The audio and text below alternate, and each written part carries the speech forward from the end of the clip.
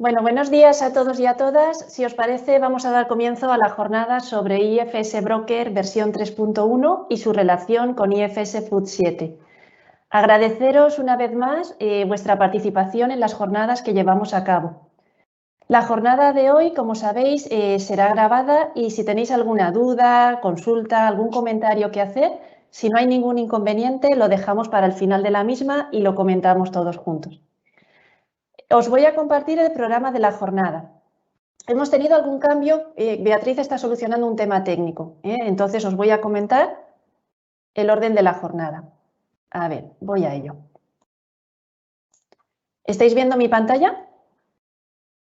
Sí. ¿Sí? Vale, perfecto. Mirad, el programa que nos ocupa hoy es el siguiente. Tendremos una breve introducción por mi parte y en lugar de dar paso a Beatriz Torres en representación de IFS España, que está solucionando un problema técnico, cambiaremos el orden y daremos paso a Juan Miguel Montero, consultor oficial de IFS, que nos hablará de la parte del análisis del riesgo, tanto en lo que es la implantación, mantenimiento y control de los sistemas de seguridad alimentaria. Tras la intervención de Juan Miguel, intentaremos ya dar paso, con suerte, que yo creo que sí, a Beatriz, que nos hablará de los cambios y principales novedades de IFS Broker versión 3.1 y su relación con IFS Food 7. Finalmente, en la jornada de hoy tendremos la ocasión de contar con Rosa Jimeno, experta en IFS de AENOR, que nos va a hablar sobre todo de las principales dudas, desviaciones que nos estamos encontrando en las auditorías de IFS Broker. Bien, si os parece, con esto arrancamos, que ahí, es una jornada corta pero intensa. Una de las primeras cosas que quería poner encima de la mesa es las principales dudas que hemos ido recogiendo a lo largo de estos meses sobre el tema de producto subcontratado, comercializado, etc. Entre las dudas que he ido recogiendo está lo que es en sí mismo un producto subcontratado o proceso subcontratado total o parcialmente, qué es un producto comercializado, cómo se contemplan dentro del alcance de IFS, si realmente se puede o se debe excluir del certificado de IFS Food, ¿vale? ¿Qué cambios representan esa versión o esa nueva doctrina 3.1 de IFS Broker? Si se pueden hacer auditorías integradas, esto me lo habéis preguntado varios, si se pueden hacer auditorías integradas de IFS Food con IFS Broker. Si en IFS Broker 3.1 hay auditorías no anunciadas y cuándo entra en vigor, ¿vale? ¿A partir de cuándo? Y luego también otra de las preguntas que me soléis hacer es si una empresa broker requiere de registro sanitario. Bien, lo que he hecho en definitivas cuentas es recopilar todas estas dudas para ahora trasladárselas a todos los ponentes que vienen detrás de mí. Esa es la idea. Estaréis de acuerdo conmigo en que realmente actualmente existe una preocupación generalizada por la prevención del fraude y el control de la seguridad alimentaria en toda la cadena de suministro. Dentro del marco de la Unión Europea, como sabéis, el Reglamento 625 de controles oficiales y el sistema SGICO ponen de manifiesto, entre otras cosas, el compromiso de los diferentes países miembros de la Unión Europea por garantizar estas cuestiones. Fuera del marco de la Unión Europea, en Estados Unidos, por ejemplo, la ley FISMA también habla de responsabilidad en cada eslabón de la cadena. Es decir, desde el productor primario, ¿vale? Transporte, transformación y, como no, también en la comercialización. Todos tienen su parte de responsabilidad. Bien, una de las cosas que nos hemos dado cuenta nosotros en los últimos años es que las empresas no quieren poner todos los huevos en la misma cesta. ¿A qué me refiero con esto? Apreciamos o detectamos que las empresas de food, ¿vale? Están cada vez apostando más por productos subcontratados y comercializados, que las empresas broker están ampliando su cartera de producto o que están ampliando también su número de proveedores, ¿vale? Está habiendo lo que se llama una diversificación del riesgo. En definitiva, no poner todos los huevos en la misma cesta. Y esto conlleva mayor control, mayor necesidad de control de esa trazabilidad, responsabilidad en cada eslabón de la cadena, control del etiquetado, etc. ¿Vale? Por lo tanto, estamos viviendo un acontecimiento ahora, es decir, estamos viendo un movimiento, una transición hacia un mercado abierto y un mercado en el que hay una diversificación del riesgo. ¿Retos para las empresas que comercializan? Pues hay varios. El primero, como no, sería el poder contar con un sistema adecuado, consistente, fiable de evaluación y categorización de proveedores atendiendo al análisis del riesgo. Tanto Food como Broker tienen la obligación de conocer los requisitos legales del etiquetado, tanto de los países de origen como de los países de destino. Digitalización. La digitalización es más bien un medio para poder conseguir ese mayor control del proceso y dar una respuesta ágil ante posibles problemas de crisis, alerta alimentaria, fraude, ¿vale? Lo que se detecta también es un avance, una evolución del sector en donde no solamente se evalúa a ese proveedor en base a seguridad alimentaria, sino que también se empiezan a contemplar otras cuestiones de sostenibilidad, como es medio ambiente, responsabilidad social corporativa, envases en contacto con los alimentos, etc. Está habiendo un movimiento hacia lo que se llamaría un sistema integral de gestión. No sé si conocéis, ¿vale? Os voy a compartir en un momento la agenda de la estrategia de la granja a la mesa. Si no la conocéis o si necesitáis que os la envíe, avisadme. La agenda de la estrategia de la granja a la mesa es una hoja de ruta que ha trazado la Unión Europea de todo el marco legal que va a cambiar en los próximos años. Esto no lo tendríamos que saber como el que, como el que ve, ¿vale? El que se sabe el Padre Nuestro. Vamos a ver, mirad, la estrategia de la granja a la mesa, para aquellos que no lo conocéis, traza una hoja de ruta de todo el marco legal que va a cambiar en los próximos años, ¿vale? Aquí tenéis cuestiones de bienestar animal, cuestiones de etiquetado, cuestiones de envases, ¿vale? Todo lo que va a cambiar en los próximos años. Bien, os marco en azul algunas cuestiones que afectan tanto a Food como a Broker. Desarrollo de un código de conducta y un marco de seguimiento de la Unión Europea para la práctica empresarial y de comercialización responsable. Vale, bien, pues tenemos desarrollo de un código de conducta y marco de seguimiento de la Unión Europea, segundo trimestre del 2021, propuesta de revisión de las normas de la Unión Europea sobre comercialización de productos alimentarios, 2021-2022, mejorar la coordinación para hacer cumplir las normas del mercado único y prevención del fraude alimentario, 2021-2022, propuesta sobre etiquetado armonizado, finales del 2022. Indicación de origen, finales del 2022. Etiquetado sostenible, no solamente qué contiene el producto, sino cómo se ha producido ese producto y qué impacto tiene sobre la sociedad. Etiquetado sostenible, 2024. En definitiva, y aquí tenemos indicación de fechas, etiquetado también. Es decir, la estrategia de la granja a la mesa no es opcional, es decir, supone un movimiento y un compromiso por parte de la Unión Europea, ¿vale? De transición, ¿vale? De todo lo que sería el marco regulatorio. Es importante que lo conozcáis y es importante que veáis que no se escapa ningún eslabón. Hay cambios que afectan a producción primaria, hay cambios que afectan a transporte, muchos de ellos afectan a food, ¿vale? A transformación de producto y a comercialización también, evidentemente. Entonces, más allá de lo que sería IFS Broker, que es lo que hoy nos ocupa, de las certificaciones de seguridad alimentaria, uno tiene que conocer hacia dónde vamos y dónde se encuentra y cuáles son los cambios que se avecinan en el marco legal. Entonces, yo creo que es interesante que le echéis un vistazo a esta agenda. Si no la tenéis, luego os la paso, ¿vale? Bien, y dicho esto, ¿vale? Vuelvo a la presentación, ¿vale? Voy a volver a la presentación donde estábamos. Un segundín y enseguida estoy. Vale. Hay otra cuestión que también es interesante, yo no sé si lo conocéis, que por parte de AECOC, que es el compromiso Lean Green de España. Esto no sé si lo conocéis o no lo conocéis. El compromiso Lean Green, que al final va ligado al tema de sostenibilidad también, ¿vale? Es decir, cómo los diferentes eslabones de la cadena, desde el retail a todo lo que arrastra detrás, ¿vale? Hasta el productor primario, establecen un compromiso común, ¿vale? Para conseguir esa sostenibilidad en todo el proceso. Y eso conlleva, como no, una evaluación de proveedores. Por eso os digo que realmente todo va en sintonía. Cuando nosotros trabajamos para el sector alimentario, da igual el eslabón en el que estemos, da igual que estemos en una explotación ganadera con el sistema SIGE, que estemos en una empresa de transporte, que estemos en una transformadora o que estemos en una comercializadora. En todos los casos estamos trabajando bajo un modelo 3S. seguro, sostenible y saludable. Y esto es importante que vayamos tomando conciencia de ello, porque todo el marco regulatorio que se avecina gira en torno a esto. Y las certificaciones de seguridad alimentaria, obviamente, tienen que ir en esta línea, ¿vale? Y por mi parte, poco más. Haceros esta introducción o esta reflexión para que podáis al menos tenerlo en cuenta y preguntar lo que necesitéis.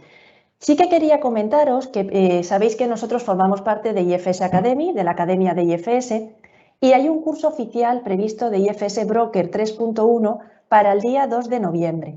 Este curso es impartido por instructores oficiales de IFS, ¿vale? Y está reconocido por la Academia IFS. Si tenéis interés, luego lo mismo, lo podemos comentar juntos y nada, y os animo a que os apuntéis. Por mi parte, poco más. Daremos paso a Juan Miguel, que nos hablará del análisis del riesgo en los sistemas de seguridad alimentaria. Muy bien. Hola, buenos días a todos. Supongo que me escucháis. Voy a compartir la pantalla. Vamos a ver dónde tengo yo la pantalla aquí. Bueno, pues como ha comentado antes Eva, mi breve presentación está un poco enfocada en comentar cómo las empresas deben implantar o elaborar un plan de gestión con un enfoque preventivo basado en el riesgo. Estamos viendo, pues como ha comentado Eva, que tenemos una evolución en cuanto a requisitos legales, en cuanto a requisitos normativos, pues aparecen nuevas versiones de normas de seguridad alimentaria, pues la que estamos hablando de la IFS Broker, la Food, la Logistic, vemos que estas normas se están revisando, están saliendo versiones nuevas. Encontramos también que hay un crecimiento importante en el número de incidentes relacionados con la inocuidad de los alimentos, que todo esto conlleva a que las empresas del sector agroalimentario que se dedican a obtener, producir, comercializar, distribuir productos, pues tengan una mayor responsabilidad. Toda esta responsabilidad al final tiene que estar controlada mediante un enfoque preventivo basado en el riesgo. De tal forma que si una empresa, cualquier industria del sector agroalimentario pretende cumplir correctamente con los procedimientos normativos que pueden aparecer en cualquier estándar de IFS, pues su base, su inicio para poder cumplir completamente con ello va a ser enfocar o tener un enfoque adecuado basado en el riesgo que pueda tener esa industria. Adentrándonos un poquito más en lo que es la gestión del riesgo, bueno, pues debemos de conocer que, en primer lugar, la gestión del riesgo puede aplicarse a cualquier organización. En la gran mayoría de niveles, áreas o departamentos también puede aplicarse en cualquier momento y así como a funciones, proyectos o actividades específicas. Por supuesto, también hemos de tener en cuenta que la gestión del riesgo va a formar parte de la política de la empresa, va a formar parte del liderazgo, del compromiso que tenga la dirección. Debe de tener o considerar los contextos y, por supuesto, y muy importante, debe incluir el comportamiento humano y el comportamiento cultural. Comportamiento cultural que ya sabéis que ahora en IFS, en la versión 7, aparece el concepto de cultura de seguridad alimentaria. Aparece también en un reglamento, en el 382, aparece también el tema de cultura de seguridad alimentaria. Por lo tanto, es un concepto que no debemos olvidar para gestionar correctamente el riesgo en nuestras instalaciones. Vemos aquí un esquema de cómo podría ser la gestión del riesgo de un proceso cualquiera, en el que pues, tendríamos que describir perfectamente y bien detallado el alcance, el contexto, los criterios, luego a partir de ahí hacer una evaluación del riesgo teniendo en cuenta lo que es una identificación del riesgo, el análisis del riesgo y la valoración y por último pues hacer ese tratamiento del riesgo. Adentrándonos ya en un poquito en lo que es la gestión del riesgo, pues tenemos que definir muy bien el contexto, es decir, el origen del riesgo. Mis riesgos, ¿por dónde pueden llegar? Bueno, pues vemos que tenemos muchos contextos. Pero centrándonos un poco en el sector, en una industria del sector agroalimentario, pues nos encontraremos habitualmente con un riesgo de calidad, pues que directamente no cumplimos con la calidad prevista o con los requisitos de mi cliente que me había pedido un producto en concreto y no lo hemos cumplido. Hablaríamos de un riesgo de inocuidad, es decir, un impacto en la salud del consumidor. Y por último, un riesgo de legalidad, que lo ha comentado antes Eva. Es decir, el tema de la legislación, pues tenemos que conocer perfectamente la legislación que me aplica tanto a nivel del país donde estoy elaborando y manipulando el producto como a nivel del país de destino. Por lo tanto, es muy importante a la hora de gestionar el riesgo, pues conocer de dónde me puede venir el contexto, ¿vale? Es decir, de dónde puede venir ese riesgo, ese peligro.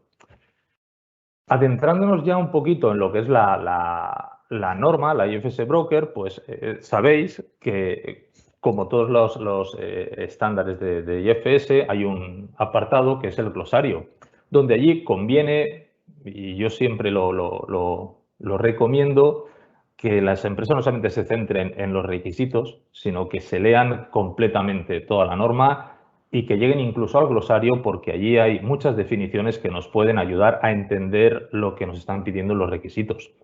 Si llegamos al glosario, vemos que encontramos la definición de lo que es una evaluación del riesgo, o vemos también lo que es la definición del riesgo, ¿vale? Y he remarcado la definición de riesgo, nos indica, nos lo define como una función de probabilidad de un efecto adverso para la salud y la gravedad de ese efecto como consecuencia de la presencia de un peligro. Muy bien, como veis he remarcado la palabra probabilidad porque es muy importante definir perfectamente la probabilidad. Lo comento porque, bueno, pues cuando yo hago algún tipo de auditoría interna o consultoría, pues es habitual encontrarse con una probabilidad que no está definida correctamente. Debemos para poder hacer una evaluación de riesgos, conviene definir perfectamente lo que es la probabilidad. ¿A qué me refiero? Pues que muchas veces es habitual encontrarse una probabilidad baja, por ejemplo, y dice, pues ocasionalmente puede ocurrir. Probabilidad media, pues a menudo. Y probabilidad alta, pues puede ocurrir muchas veces. Y esto, tal y como lo estoy contando, me lo encuentro. Es una probabilidad que está muy abierta, porque para mí que alguien me diga que ocasionalmente puede ocurrir, por ejemplo, en un año, pues ¿qué es ocasionalmente? ¿Es una vez? ¿5? Igual para mí ocasionalmente es una vez al año. Igual para otra persona ocasionalmente pues puede ser 10. Por tanto, es muy importante definir perfectamente la probabilidad y, por supuesto, la gravedad. En la gravedad no suele haber tantos problemas, sí que está bien definida, pero en la probabilidad sí que es muy importante definirla bien para, de esa forma, poder determinar ese riesgo y considerar si el riesgo pues, va a ser un riesgo alto, bajo o medio. ¿Vale?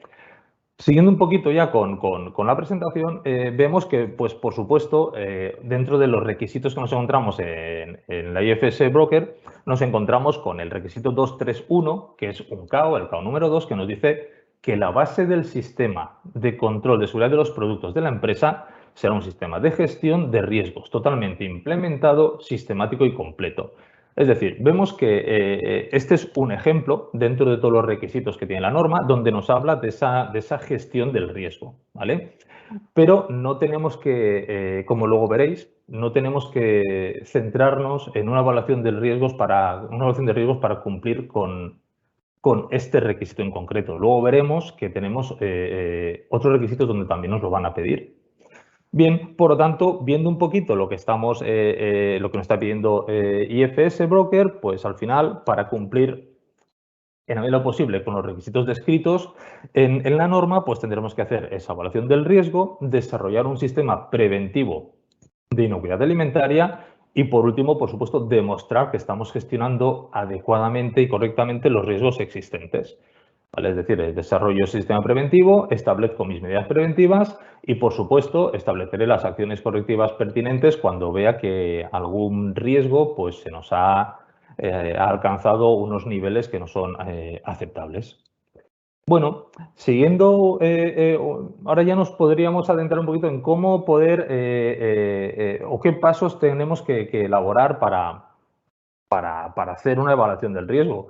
Bueno, pues según la FAO, en una de sus publicaciones, nos establece, lo he resumido un poquito, son más pasos, pero nos establece una sistemática pues, para poder realizar esa evaluación de riesgos de mi sistema y de mis instalaciones. En primer lugar, nos pide una identificación del peligro. Por supuesto, pues tengo que identificar cuáles serán los agentes capaces de causar un daño a la salud y que puedan llegar a formar parte del producto. Una vez identificados los peligros, tendré que caracterizar el peligro y determinar su exposición. Es decir, voy a evaluar la naturaleza de los efectos negativos para la salud y voy a evaluar cuantitativa y cualitativamente la presencia de ese peligro. Y ya por último, pues haré la caracterización del riesgo, es decir, determinaré la probabilidad de aparición, la gravedad de los efectos adversos para una población dada y a partir de ahí pues determinar el riesgo que tiene ese peligro. ¿Vale? Muy bien. A partir de aquí también conviene tener muy claro, porque nos encontraremos tanto en IFS Broker como en Food, muchos requisitos donde nos habla de un análisis de peligros y evaluación de riesgos, y en otros requisitos nos habla simplemente de lo que es una evaluación de riesgos. Por lo tanto, conviene también saber diferenciar una cosa de otra. En aquellos requisitos donde nos pida un análisis de peligros y una evaluación de riesgos, nos va a pedir básicamente que, en primer lugar, consideremos la identificación y análisis del peligro. Es decir, voy a ver qué peligro es, si es un peligro físico, químico, biológico, lo voy a identificar. Una vez tengo identificado ese peligro, el siguiente paso es evaluar el riesgo, es decir, voy a considerar la probabilidad y la gravedad y evaluar el riesgo considerando pues al final que el peligro pues es un riesgo alto, bajo, extremo, como lo hayáis definido vosotros. Eso es lo que debemos hacer cuando nos pide un análisis de peligros y una evaluación de riesgos. En aquellos requisitos donde nos hable solamente de una evaluación de riesgos, lo que nos está pidiendo es que consideremos los riesgos que genera un proceso o una actividad que se está evaluando, teniendo en cuenta el resultado que tendría esa actividad o ese proceso si ese riesgo se estuviera dando en ese momento. Es decir, son conceptos muy parecidos, pero no nos están pidiendo lo mismo. Y esto hay que tenerlo muy claro a la hora de poder entender los requisitos de las normas y, sobre todo, poder cumplir con lo que nos va a pedir IFS en sus auditorías. Como os he comentado al principio, y ya con esto yo ya terminaría mi parte, os he comentado que hay un requisito, el KO número 2, que nos hablaba de implantar un sistema de gestión del riesgo, pero a lo largo de la norma veremos que hay muchos requisitos en los que nos van a pedir de alguna forma que justifiquemos en base a una evaluación del riesgo, pues cómo voy a cumplir con ese requisito. Es decir, os puedo poner un ejemplo así ahora que se me ocurre, pues el tema de control de quebradizos, de plásticos y quebradizos, que muchas veces, bueno, pues las empresas establecen una periodicidad, una frecuencia. Y bien, esa frecuencia conviene saber el por qué. Es decir, el auditor os puede preguntar, muy bien, frecuencia mensual. ¿Y por qué hemos establecido esa frecuencia? ¿En base a qué se ha establecido? Es lo que nosotros y vosotros, las empresas, debéis de tener muy claro. Es decir, yo establezco una periodicidad, yo voy a hacer análisis de mis productos una vez cada 3 meses. Vale, ¿en base a qué? Tendré que haber hecho alguna evaluación de riesgos, pues para de alguna forma poder demostrar y justificar que con esos controles de análisis cada 3 meses o de quebradizos cada mes, pues estoy cumpliendo y tengo ese riesgo y ese peligro lo tengo perfectamente controlado. Por lo tanto, es muy importante que siempre podamos justificar todas aquellas acciones que vamos a hacer para cumplir con los requisitos que nos están pidiendo. Vemos aquí, pues brevemente, pues tenemos requisitos que hablan sobre competencias del personal, supervisión de las zonas de abastecimiento de los productos comprados, por supuesto, mitigación de fraude, el KAU número 5, que es alcance y frecuencia de auditorías internas, plan de muestreo del producto, defensa del producto. Es decir, vemos que hay un montón, hay muchos requisitos en los que nos tendremos que basar en una evaluación de riesgos para poder justificar cómo voy a controlar y cómo voy a cumplir con ese requisito en concreto. ¿Vale? Por lo tanto, al final, resumiendo, es un poco para que entendáis que las normas de seguridad alimentaria se basan o están centradas en implantar en que las empresas implanten un sistema de gestión siempre preventivo, por supuesto, basado en el riesgo. Es decir, determinar los riesgos, establecer mis medidas preventivas que yo considero oportunas y, por supuesto, pues establecer aquellas acciones correctivas cuando vea que ese peligro o ese riesgo ha alcanzado unos niveles que no son los aceptables. ¿Vale? Hasta aquí es mi presentación. Si tenéis alguna duda al respecto, pues, bueno, pues como ha comentado Eva, al final de la jornada, pues estaré aquí para responderos. Muchas gracias. Genial. Muchas gracias, Pamil. Vamos a dar paso ya a Rosa Jimeno, que nos va a hablar sobre todo de las principales desviaciones, dudas que estamos teniendo en las auditorías de IFS Broker. Rosa, te damos paso ya, ¿vale? Vale, de acuerdo. ¿Se ve se ve bien.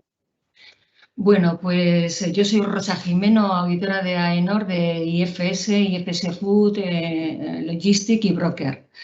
Y bueno, después de que se ha implementado la norma según los criterios del estándar, ahora llega el auditor a la empresa y es cuando revisamos y confrontamos si realmente la norma, lo que nosotros tenemos implantado, coincide con la norma.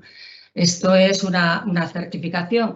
Me he basado en algunos momentos de la fuente de IFS en cuanto a los requisitos incumplidos más habituales.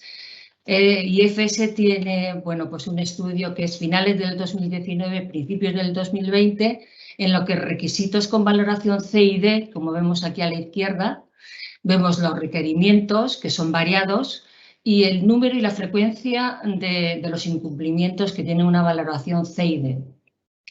Pero fijaros sobre todo en lo que son el top de no conformidad mayor. ¿En qué puntos de la norma se ha centrado? Como bien ha dicho la representante de IFS, principalmente son en los puntos 4 y 5, que son los que más valor aportan a la norma de IFS Broker, ¿vale? Sobre todo el 452. Bueno, vamos a ir haciendo un repaso muy breve porque lo que quiero dar con esta presentación es un poco pie a los hallazgos que nosotros y IFS vemos más a menudo que quizás coinciden con los vuestros o con vuestras dudas. En el punto 2, el procedimiento documentado para el control de la documentación y sus modificaciones puede estar incompleto y la gestión del riesgo puede ser, espera que me molesta aquí ya, y puede ser que no se identifiquen y evalúen todos los riesgos, ¿de acuerdo? A ver. Un ejemplo, pues un broker que lo que hace es comercialización de patatas fritas y snacks. Tiene el APPC de la empresa, no ha tenido en cuenta el posible riesgo químico de presencia de compuestos polares, por ejemplo, en la fritura o en la acrilamida. Es decir, cuando el broker hace una comercialización de un producto, tiene que controlar la evaluación de todos los riesgos para evaluar los peligros físicos, sean químicos, sean biológicos y también incluyen los alérgenos. También, ¿de acuerdo? Entonces, tendrá que demandar a los proveedores que cumplan con el APPC, conocer las especificaciones del producto que está comercializando y controlar el APPC, controlar los riesgos. Para eso los tiene que comprobar, para eso los tiene que conocer. Y no hay nada mejor que pedírselo al proveedor, que son los que los han fabricado. Ahí tenemos una referencia, una fuente de IFS en la que nos está diciendo que el CAO número 2 del punto 211, como la base del sistema de control de los proveedores está basado en el APPC. Cuando un broker compra a países que no están en la Unión Europea y que quizás no todos tengan un registro sanitario que obliga, el registro sanitario español obliga a tener un APPC, no todos tienen registro sanitario porque son países extranjeros y no se obliga a su legislación, y puede ser que no tengan APPC. Por esto, proveedores de Ghana, Rusia no tienen sistema de APPC y han entregado ya los productos el broker. O las bodegas A y B que no tienen sistema de APPC. O bueno, que demuestran que de alguna forma el sistema APPC no es completo, no tiene un jefe de equipo de APPC. Muy común es que no tengan formación el equipo APPC, y el equipo APPC son todas las partes, es decir, es multidisciplinar, puede ser dirección, el responsable de compras, el responsable de distribución, todos tienen que tener formación en APPC. El punto 4, Eva, si me alargo mucho me dices que los paso más deprisa, ¿vale? Porque no sé el tiempo que lo voy a ir lo más deprisa posible para no alargarlo mucho. La homologación y seguimiento de proveedores de todos los productos y de los servicios tienen que estar certificados, como bien ha dicho Beatriz.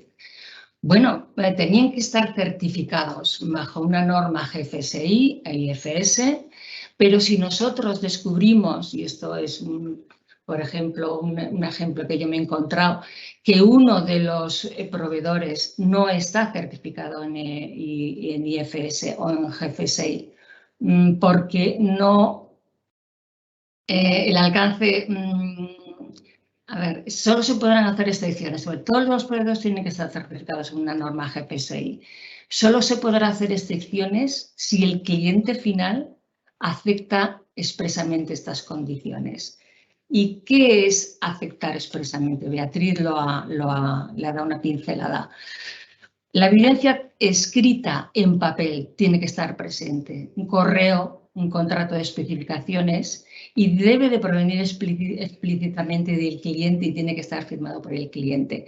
Los programas de Global Market no están considerados en esta regla, pero eso es que esto nos encontramos varias veces en las auditorías. Es decir, no están certificados de IFS, no se le ha explicado al cliente que su producto, el producto que nosotros o que el broker le distribuye proviene de un proveedor no certificado y no se le ha comunicado. Y durante la auditoría se le llama por teléfono, se le escribe un correo y se presenta al auditor esa evidencia. No. Un broker debe informar al cliente previamente de forma explícita y antes de hacer la actividad, antes de venderle el producto, no durante la auditoría. Eso tiene que quedar claro. Un broker informa a su cliente que un producto no está certificado y el cliente hace su pedido sin responder a esa información no aceptada explícitamente. ¿De acuerdo? Tiene que estar aceptada explícitamente y antes de hacer el servicio. En cuanto al punto 4 de compras, homologación de proveedores, tenemos que tener los criterios claros de homologación, pero también en aquellas fases en que, por ejemplo, un proveedor ha perdido la certificación GFSI, tratarlo como proveedor no certificado, tendremos que indagar por qué ha perdido la certificación, si seguimos teniéndolo en la lista de proveedores homologados, si tenemos que pedir más información al proveedor, si la pérdida de certificación se puede referir a algún caso de fraude o un problema analítico, o tenga algún problema de seguridad alimentaria de los productos que distribuye, o ha sido un caos por no tener una auditoría interna. Tenemos que tener los criterios claros de homologación y de deshomologación, es decir, cuando se tiene que quitar de una lista de proveedores homologados, por lo pronto por una pérdida de certificación en una de GFSI. El envasado del producto. Sí que nos encontramos que los productos que vienen de países extranjeros fuera de la Comunidad Europea, en cuanto a las especificaciones de la declaración de la conformidad pues del envase, vienen en un idioma que no se controla. Los proveedores chinos te pueden facilitar la especificación del material de envasado en un idioma que no controlas. ¿Cómo se va a poder evidenciar? ¿Cómo vamos a poder revisar si cumplen o no, tanto la empresa como los auditores cuando vamos, si no conocemos el idioma? En este caso, el proveedor disponía de un certificado BRC en vigor, pero con todo y eso, el broker también tiene que traducir o pedirle al proveedor que traduzca aquella información que es clave y relevante para la seguridad alimentaria y que no está en el idioma que podemos controlar ni el idioma del país que se va a distribuir, se va a comercializar. Basándonos en la fuente de IFS, cuando el material de envasado puede comprometer la seguridad o la legalidad del producto, tiene que estar controlado, ¿de acuerdo? Por ejemplo, en este ejemplo, un fabricante chino utiliza un material de envasado que es PET, AL, PET y CPP y que está en contacto con el alimento, pero no se disponía de declaración de conformidad para el material del producto, el material de envasado. Esto claramente es una no conformidad mayor porque puede comprometer la seguridad del producto directamente, ¿de acuerdo? Fraude. Los casos de fraude han subido, bueno, pues muchísimo, tanto en IFS Food como en IFS Broker. Y además las formas de analizar y mitigar el fraude cada vez son más complejas, porque el fraude cada vez es más inteligente. Nosotros, pues bueno, un ejemplo es una empresa que tiene un plan de análisis del fraude completo y dentro de su plan de mitigación del fraude sería el disponer de analíticas de especie de la leche, ¿no? Pero no se han llevado a cabo. Es un tema importante. En este caso, por ejemplo, que era queso de cabra, pues se tendría que disponer de ADN, queso de cabra, pero aún más el ADN de leche de vaca, porque sería la forma de fraude más habitual, por ser de menor valor económico la leche de vaca, ¿no? Y en actividades logísticas, cuando la compañía utiliza unos servicios de transporte o almacenamiento externos, deberá estar claramente definidos en un contrato. Quizás en un contrato sensu stricto no lo esté, pero sí que puede haber un acuerdo entre ambas partes, entre el broker y la empresa subcontratada, en el que cubra todos los requisitos. En este caso, había algunos operadores logísticos que no disponían de IFS Logistic y si bien la empresa había identificado la cláusula de Food Defense, el resto de las características o de los requisitos, por ejemplo, pues limpieza, si son lucha contra plagas, si es control de temperatura, el disponer de algún dispositivo que controle la temperatura durante el transporte, todos estos no estaban claramente definidos. Pues al final el producto pasa por un tercero y ese tercero que forma parte de la cadena de suministro tendría que cumplir también los requisitos para no alterar la calidad y la seguridad del producto.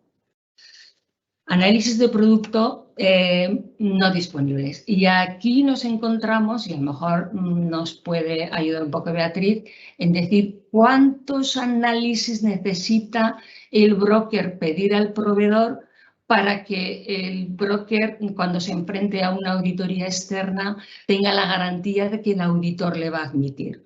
Uno de alérgenos al año, uno de... Pues, a ver, siempre los auditores, en algunas cosas somos flexibles y decimos siempre que en función del riesgo, pero tenemos que tener un plan analítico desarrollado que intente cumplir, no que intente, no, que incluya los requisitos legales y los específicos. Si realmente la especificación del proveedor de este producto te dice que tiene unos criterios microbiológicos y que tienes que hacer, que ellos cumplen con análisis de listeria, salmonela, nosotros se los pediremos, dispondremos de esa analítica y además valoraremos la necesidad de confrontar, haciendo nosotros alguna, de que esas analíticas sean correctas. Si el proveedor está certificado en GFSI, obviamente tendremos muchísimas más garantías de que el sistema de su plan analítico funciona, pero siempre deberíamos de estar enfocarlos a riesgos. También te dice Broker que depende del proveedor, es decir, de las características del proveedor, de la confianza, de si te dan análisis por cada lote, si realmente dispones de confianza del proveedor, aparte de que esté certificado, ¿eh? Entonces, en este caso, el plan analítico desarrollado por la empresa se observa que falta por planificar pues analíticas de algunos contaminantes, por ejemplo, distribuían productos cárnicos en leche y faltaban las analíticas de mercurio, si distribuye patatas fritas, la acrilamida y la melamina en productos alimenticios. Tiene que ser un plan analítico completo que cubra los requisitos legales reglamentarios y del cliente, y los requisitos del cliente. Este es un caso que nos aporta IFS, en la que te dice que bueno, el proveedor había hecho 4 análisis de listeria en vez del análisis por lote que te dice el reglamento. Y la gestión de las reclamaciones, 2 cosas que nos solemos encontrar y bastante a menudo. Que las reclamaciones hay veces que las trata y las gestiona personal no competente, personal que no está formado, normalmente puede ser responsables comerciales, y los responsables comerciales intentan elevar la satisfacción del cliente, pero no siempre hacen un análisis de las causas que sea el adecuado para evitar que se vuelva a repetir. Entonces, lo importante es que sirva de tractor internamente a la empresa para que sea la empresa alguien cualificado el que haga una buena respuesta a las reclamaciones y analizando las causas, y si es necesario hacérselas llegar al proveedor y luego hacerlo en un tiempo, tomar las acciones a la mayor brevedad posible, como dice el 542. En este caso, pues no se había considerado el tiempo de respuesta. Había reclamaciones que se repetían, pero que no se habían dado una respuesta, no se había hecho un suficiente análisis de riesgos y sobre todo que no había un tiempo de respuesta rápido. Las no conformidades o de productos no conformes, bueno, en este caso era un caso un poco particular, se había cambiado de envase en el almacén, bueno, en la distribución había envases obsoletos y envases porque el cliente había solicitado un cambio de envase, y en los envases obsoletos no se habían identificado como producto no conforme. Si no cumplen las especificaciones del cliente, aunque sí cumplan los requisitos reglamentarios, y el cliente expresamente ha dicho que quiere un cambio de envase, el anterior se tiene que considerar como producto no conforme y gestionar como tal, ¿de acuerdo? Y en cuanto a la evaluación de Food Defense, de la defensa alimentaria, en los proveedores no se ha incluido el análisis de riesgos durante el transporte cuando mercancías están en almacenes frigoríficos. Sí que nos hemos encontrado en la actividad de broker, sobre todo aquellos que exportan al Reino Unido, sobre todo antes, en el paso de Calais, pues que había intrusismo, sabotaje de personas que entraban en las cajas de los camiones y que podían alterar la seguridad alimentaria. Es muy importante que en el análisis de riesgos durante el transporte nosotros tomemos en cuenta que no puede haber que el acceso tiene que estar restringido y que las inspecciones exteriores pueden hacerse, es decir, se puede quitar los candados, pero siempre con la salvaguarda de que el producto que se está comercializando no tiene alteraciones, porque es nuestra responsabilidad o la responsabilidad del broker hasta la entrega al cliente, no solamente cuando nosotros lo dejamos en un tercero que es un logístico, una entidad logística, sino cuando lo hemos entregado ya al cliente.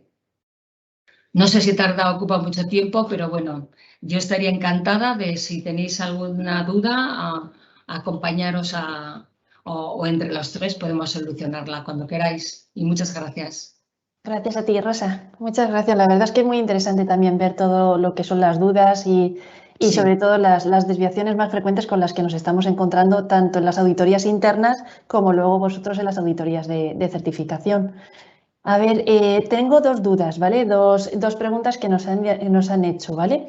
La primera que me ha anotado va para Beatriz y es si se considera indistintamente proceso y producto subcontratado. Es decir, ¿hablamos indistintamente de proceso y producto subcontratado en el glosario? ¿Es lo mismo? Me decía. Hablamos en el glosario de productos ¿me oís bien? Sí. Producto subcontratado.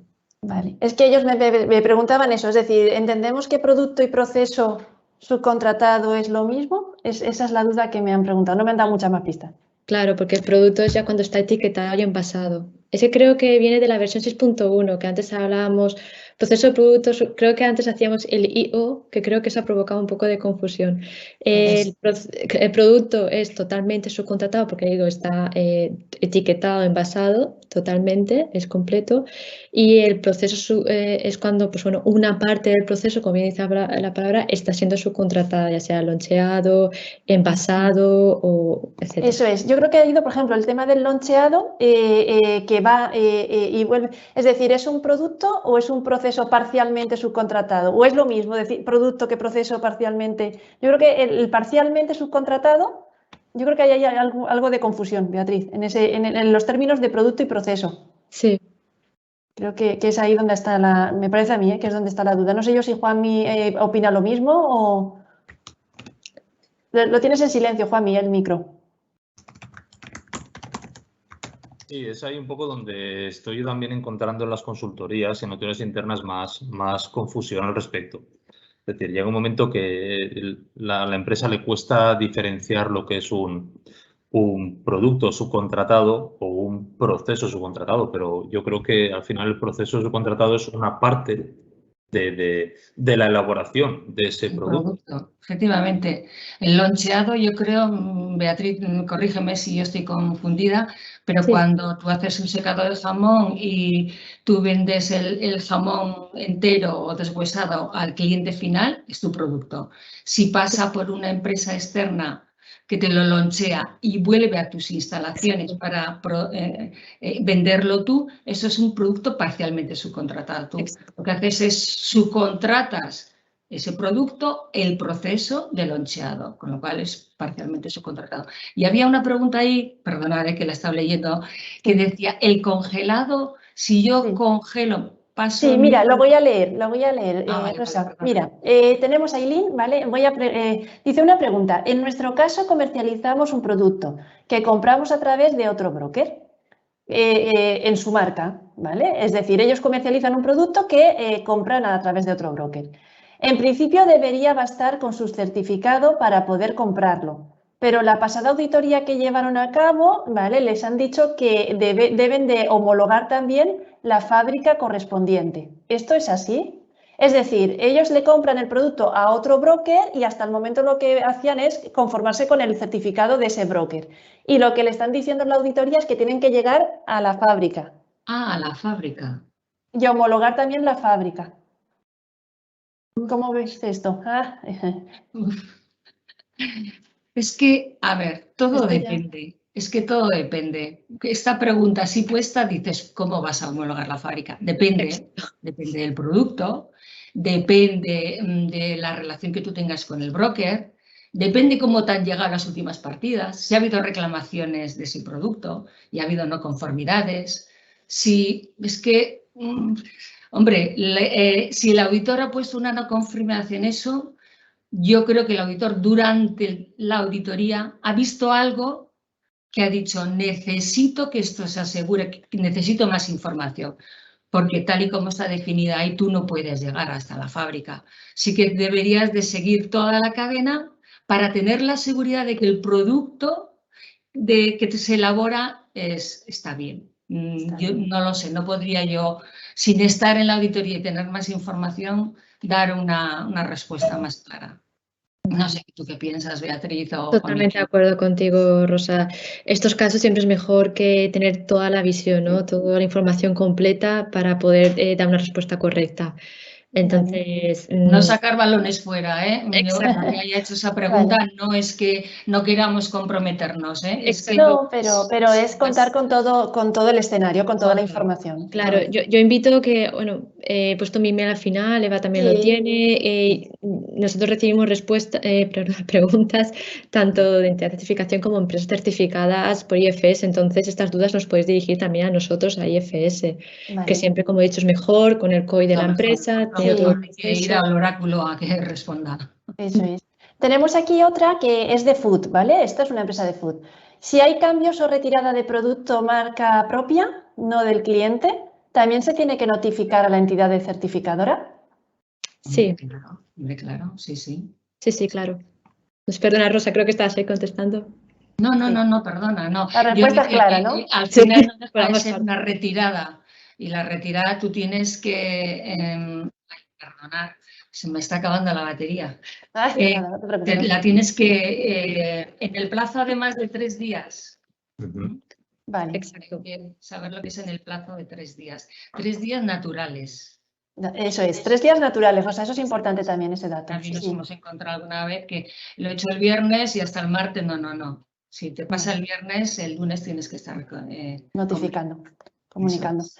No pasa que la entidad de certificación no supone que te vaya a quitar el certificado, simplemente toma nota, se pone en contacto contigo, amistosamente nos pedimos información. Si en aquellos casos que realmente veamos que es importante, nos presentamos en las instalaciones, pero la mayoría de las veces es simplemente recogida de información.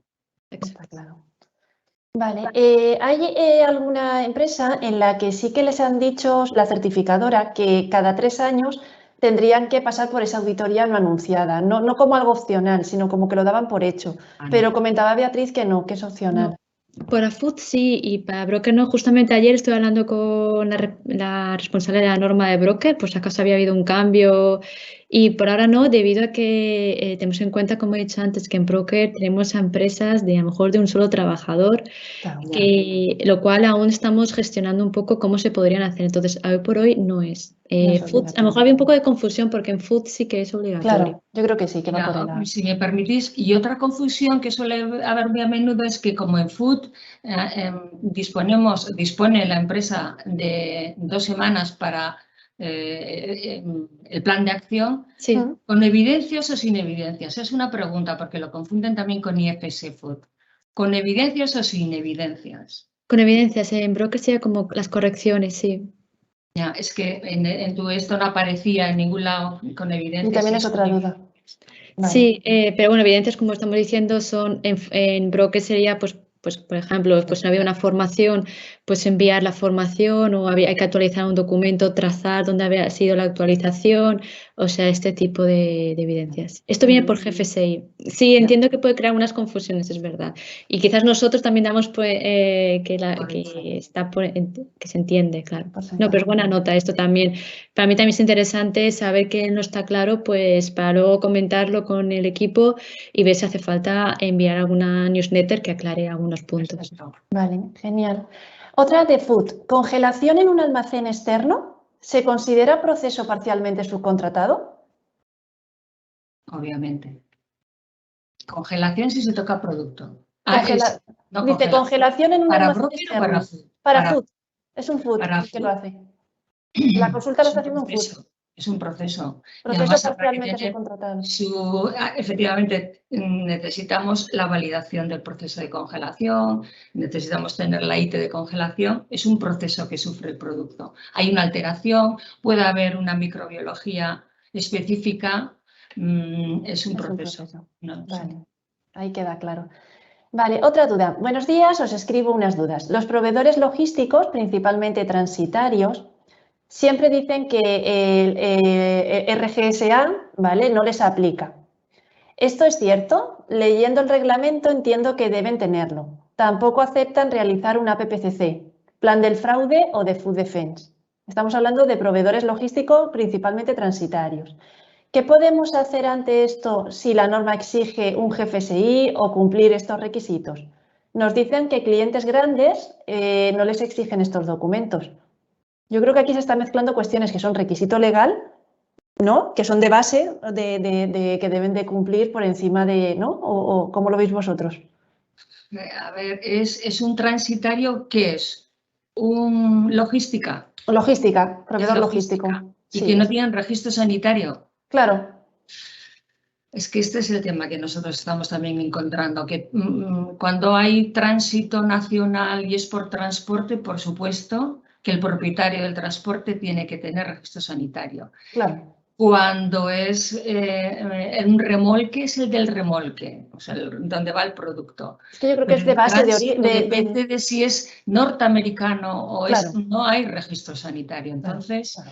Ahí sí que es verdad, Beatriz, que nos estamos encontrando con mucha casuística que lo que supone para el auditor es emplear más horas de auditoría investigando pues, el control de la temperatura, si hay alguna toma de análisis durante el tránsito, pero el registro sanitario no podemos obligar a que dispongan porque es que su país a lo mejor no les obliga.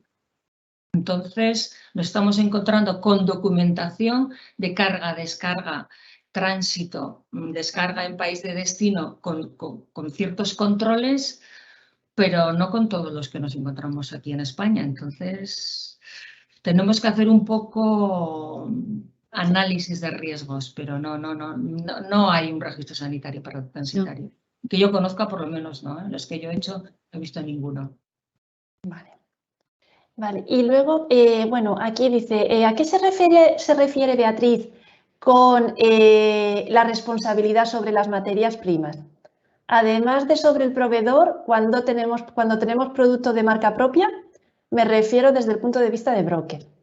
Esa responsabilidad de materia prima. Claro, aquí lo que me está refiriendo es que cuando el broker comercializa un producto, pues el producto puede tener 3 tipos de marca, ¿no? La marca de tu distribuidor, tu marca propia o marca de proveedor, ¿vale? Y creo que estaba hablando con el tema de homologación, creo que era de ese momento, que decía que a la hora de... disculpa, que lo tenía aquí y quería verlo para decir, en función de la responsabilidad del broker, si el broker comercializa con su propia marca o marca de distribuidor, tiene que hacer la gestión del riesgo, tiene que tener en cuenta sus proveedores y las materias primas del proveedor. Si en cambio lo que está comercializando solamente es un producto con marca de proveedor, no tendría que ir tan lejos con la gestión del riesgo, tendría que ir hasta el proveedor. ¿Se entendió bien la pregunta? Sí. Iría por ahí, sí. Bueno, pues con esto, ¿vale? Creo que terminamos las dudas que tenían, que seguro que habrá alguna más o que nos las trasladarán luego al correo y yo os las transmitiré a vosotros. De acuerdo, cuando queráis. Me podéis también. Oye, tengo que agradecer que todos los que las personas que están conectadas se han quedado hasta el final, ¿vale? Hemos estado aguantando el tirón, nos hemos alargado un poquito más de lo previsto, pero yo creo que ha merecido la pena y que hemos aclarado muchas de las dudas que habían encima de la mesa, ¿eh? Daros las gracias tanto a los asistentes como a vosotros siempre por estar y por ayudar a hacer estas jornadas y nos vemos en la siguiente que tenemos justo dentro de un mes, que es la de envases en contacto con los alimentos y IFS PackSecure, ¿vale? Muchas gracias a todos. Gracias a vosotros. Nos vemos, que vaya bien. Adiós. Adiós.